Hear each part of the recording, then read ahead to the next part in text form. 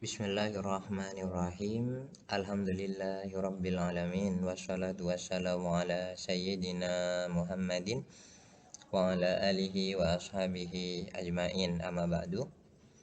Dalam kesempatan ini kita berjumpa kembali dalam sebuah makul ilmu pendidikan Islam. Saya Ahmad Wazifatullah, dosen Sekolah Tinggi Ilmu Tarbiyah Togo Ambarsari Bondowoso, akan menemani sebuah perluasan wacana dengan topik yaitu pendidikan Islam pesantren. Topik ini merupakan topik terakhir dari jalinan makul ilmu pendidikan Islam yang kita pelajari.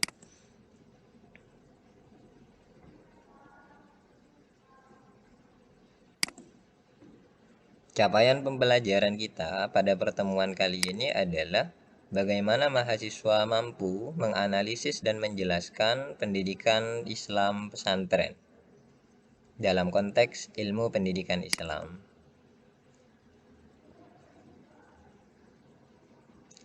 Dari capaian pembelajaran itu kita breakdown kepada materi bahasan. Artinya ada beberapa pokok bahasan yang akan kita bahas untuk mendukung terhadap capaian pembelajaran yang ada di slide sebelumnya ini. Yang pertama adalah pengertian pesantren. Yang kedua adalah sejarah pesantren di Indonesia. Yang ketiga elemen-elemen pesantren. Yang keempat kurikulum pesantren. Yang kelima adalah struktur keilmuan pesantren. Yang keenam jenis-jenis pesantren. Dan yang terakhir adalah pengembangan pesantren.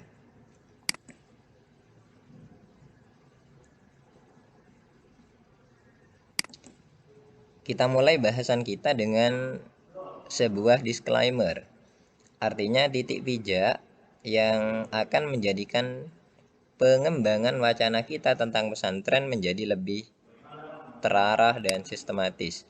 Bahwa pesantren merupakan pendidikan Islam asimilatif yang asli terbentuk dalam dialektika kultural Nusantara.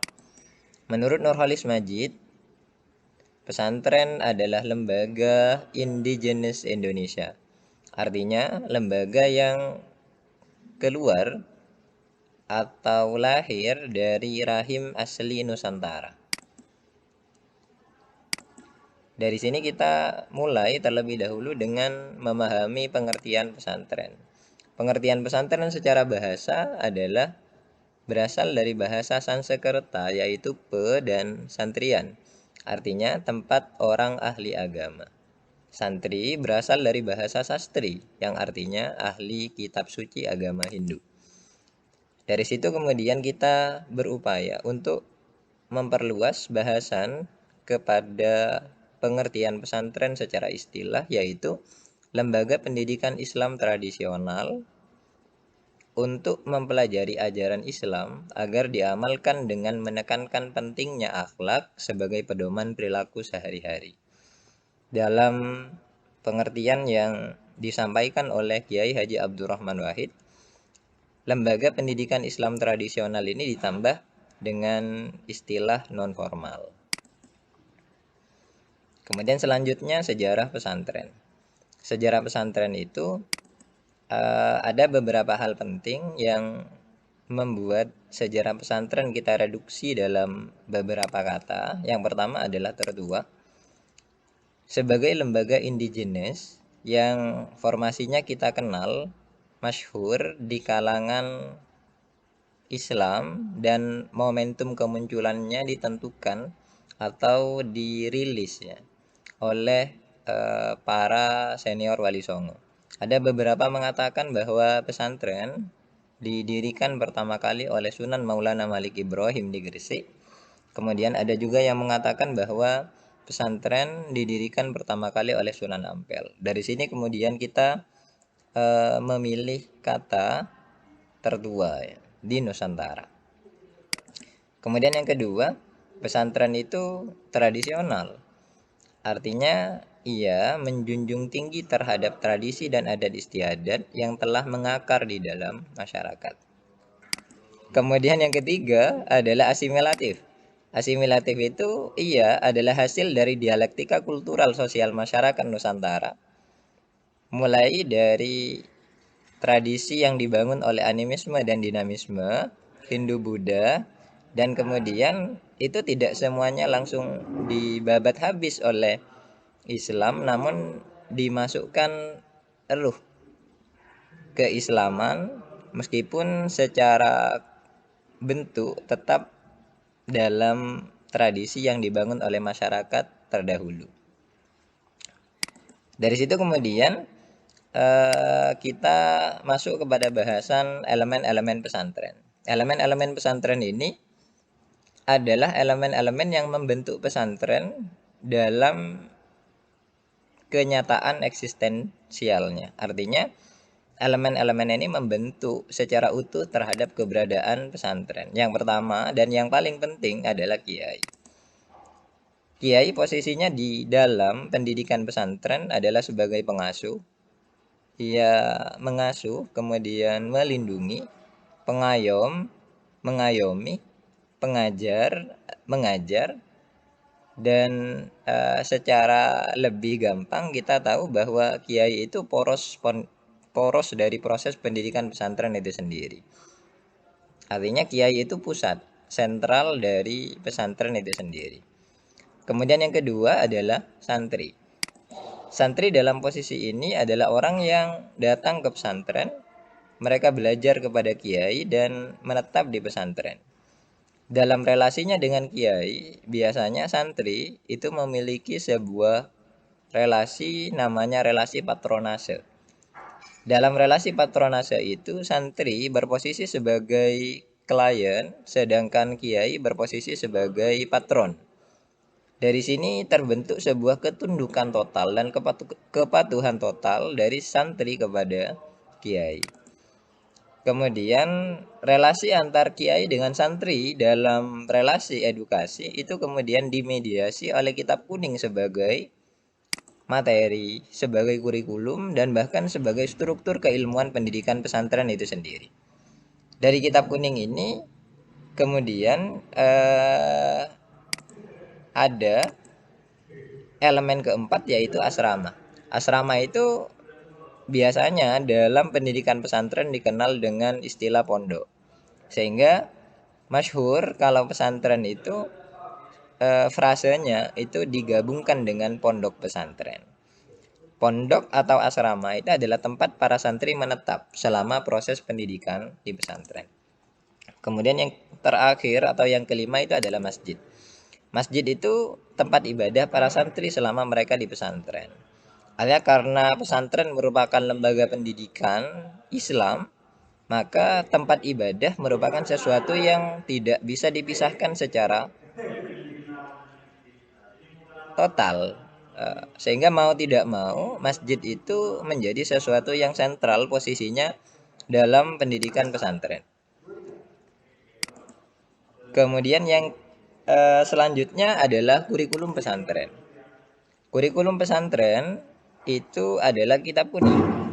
Namun kalau ditelaah lebih lanjut, isi dari kitab kuning itu mencakup 3 domain keilmuan utama dalam Islam, yaitu akidah.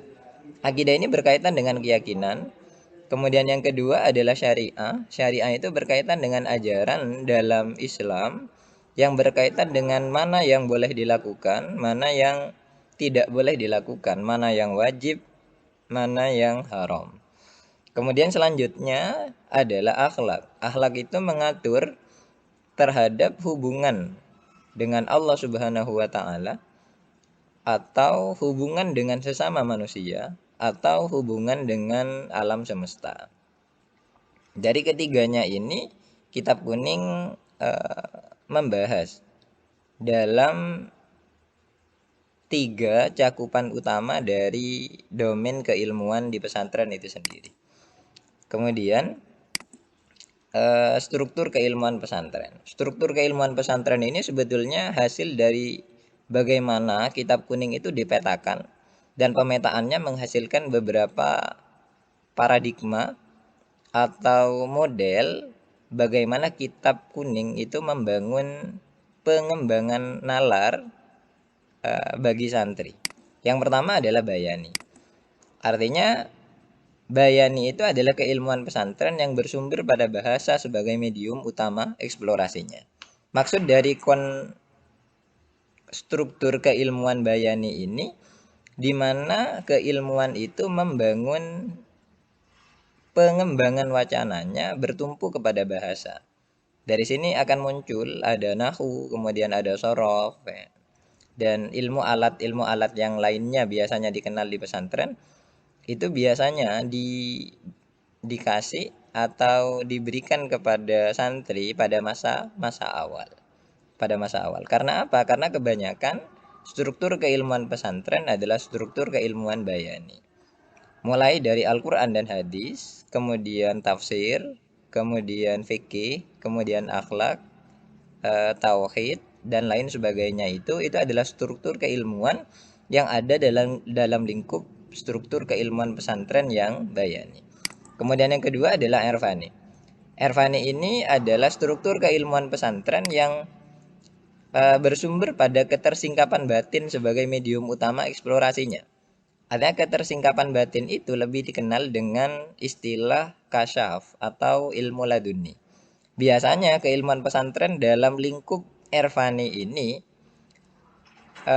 terfokus kepada satu wilayah, yaitu wilayah tasawuf. Kemudian selanjutnya adalah burhani. Burhani ini adalah keilmuan pesantren yang bersumber pada eksperimen atau pembuktian sebagai medium utama eksplorasinya. Sebetulnya nilai burhani ini ada pada nilai bayani, namun tidak kesemuanya. Nilai burhani ini adalah sebuah keilmuan yang menuntut adanya eksperimen dalam kenyataan atau dalam kehidupan nyata. Misal ilmu falak, ya, yang menuntut untuk melakukan eksperimen bagaimana menemukan hilal dan lain sebagainya.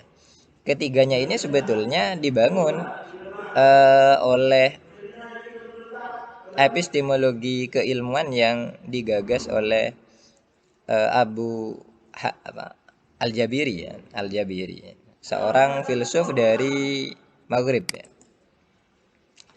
Kemudian selanjutnya jenis-jenis pesantren. Jenis pesantren secara global itu dibagi menjadi dua. Ada pesantren salaf, kemudian ada pesantren holaf. Pesantren salaf itu adalah pesantren antara salaf dengan holaf itu standarnya adalah kekukuhannya untuk menjaga kitab kuning. Kalau pesantren salaf adalah pesantren yang menjaga tradisionalitasnya dengan tetap mengkaji kitab kuning sebagai kurikulum utama dan satu-satunya. Kitab ini tidak membuka materi lain kecuali kajiannya kitab kuning. Dalam konteks yang seperti itu, maka sampai hari ini pondok pesantren salaf itu tetap mengkaji kitab kuning sebagai kurikulum utama dan satu-satunya. Biasanya ada pesantren yang takhusus dalam tafsir, ada pesantren yang taksis dalam nahwu dan sorof, ada pesantren yang taksis dalam fikih dan usul fik dan lain sebagainya. Biasanya pesantren ini adalah pesantren yang tidak membuka lembaga non formal. Artinya tidak membuka lembaga formal sebagai bentuk modernisasi pesantren. Kemudian yang kedua adalah pesantren holaf. Pesantren holaf itu adalah pesantren yang tetap menjaga tradisionalitasnya dengan mengkaji kitab kuning, namun mereka membuka diri terhadap perkembangan zaman, biasanya dengan membuka kurikulum baru atau membuka lembaga formal berupa sekolah, ya, dan lain sebagainya, lembaga kursus, ya, yang mereka mengkaji terhadap ilmu-ilmu baru dalam perkembangan global, misalnya sains, kemudian teknologi, kemudian perkembangan informasi dan lain sebagainya. Kemudian yang terakhir akan kita bahas adalah pengembangan pesantren. Sebetulnya pengembangan pesantren ini kita baca dari wujud di pesantren kholaf.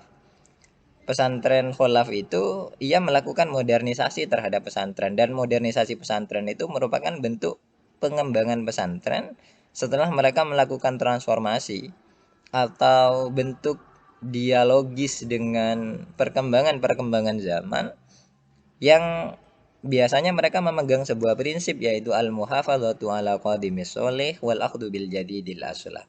Artinya menjaga tradisi lama yang baik dan mengambil tradisi baru yang lebih baik. Yang kadang bagi orang-orang salaf ini masih ditentang atau tidak diambil makolahnya, namun dibalik, yaitu al-muhafadzah ala qadimil aslah wal akhdhu bil jadidi sholih. Menjaga tradisi lama yang lebih baik dan mengambil tradisi baru yang baik. Bagi mereka tradisi lama itu tetap lebih baik, sedangkan tradisi baru itu baik gitu. Kemudian sebagai perluasan wacana, ini ada beberapa bacaan yang perlu dibaca bagi mahasiswa untuk memperkuat pemahaman tentang pendidikan pesantren dan ilmu pendidikan Islam secara umum.